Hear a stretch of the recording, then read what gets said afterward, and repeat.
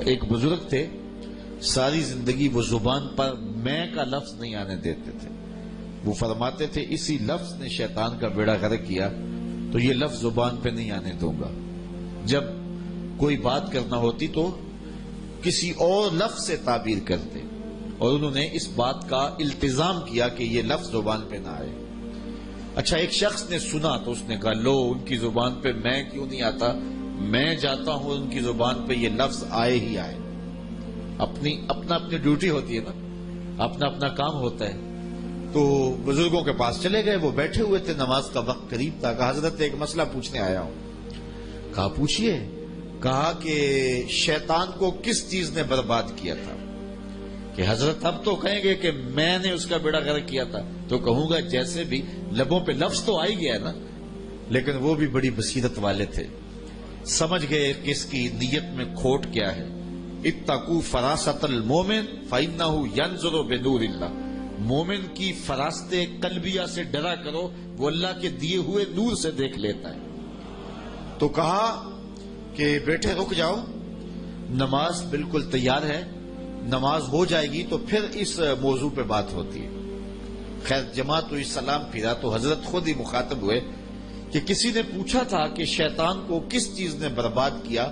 جواب دینا چاہ رہا ہوں کس نے پوچھا تھا. جھٹ کھڑا ہوا میں نے. کہا اسی چیز نے اسے برباد کر دیا. تو یہ میں جو ہے یہ شیطان کو شیطان بنانے والی، یہ نفس تگڑا ہے شیطان سے بھی، اور ہمیں بھی شیطان سے زیادہ نقصان پہنچانے والا ہمارا نفس ہوتا ہے. یہ ماہ سیام آتا ہے تو حدیث میں آتا ہے اذا جاء رمضان سلسلۃ الشیاطین، شیاطین جکڑ دیے جاتے ہیں. اور ہم دیکھتے ہیں کہ مسجدوں کے پھاٹک کھل جاتے ہیں، جہاں 1.5-2 صفیں ہوتی ہیں وہاں 5-5 6-6 صفیں ہو جاتی ہیں. تو سمجھ آ رہی ہوتی ہے کہ کوئی بندہ ہوا ہے، روکنے والا کوئی جکڑا ہوا ہے، اس لیے مسجدوں کے پھاٹک کھل گئے.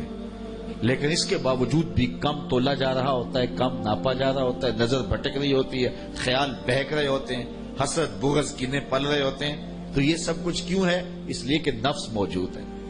تو جو نیکی کا ماحول پیدا ہوتا ہے وہ شیطان کے بندنے سے ہوتا ہے، اور جو برائیاں پھر بھی موجود رہتی ہیں وہ نفس کے موجود ہونے سے موجود ہوتی ہیں. اس لیے ہمیں ان 2 دشمنوں کا مقابلہ کرنا ہے. ماہ سیام میں آسانی یہ ہوتی ہے کہ ہمارا ایک دشمن بند گیا، اب مقابلہ 1 to 1 ہو گیا، مقابلہ آسان ہو گیا. صرف نفس کا ہم مقابلہ کر لیں تو پھر شیطان چھوٹ کر بھی ہمارا کچھ نہیں کر سکتا. اس لیے کہ اصل شیطان کو راستہ ہی نفس دیتا ہے. یہ نفس اندر کا دشمن ہے اور شیطان باہر کا دشمن ہے.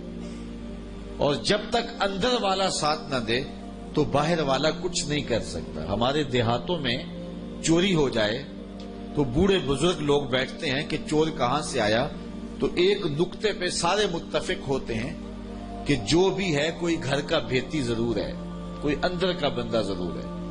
تو اگر اندر کا کوئی بستی کا بندہ موجود نہ ہو تو باہر سے آنے والا حملہ آور کچھ نہیں کر سکتا جب تک اندر سے غدار نہ ملے. تو یہ نفس اندر سے ساتھ دیتا ہے تو شیطان آ کے حملہ آور ہوتا ہے. نفس پلیت چا کیتا اسی اصل پلیت تا نہ سے. یہ نفس بیڑا غرق کرتا ہے اور یہی بہت بڑا دشمن ہے، اور یہی جادہ مستقیم سے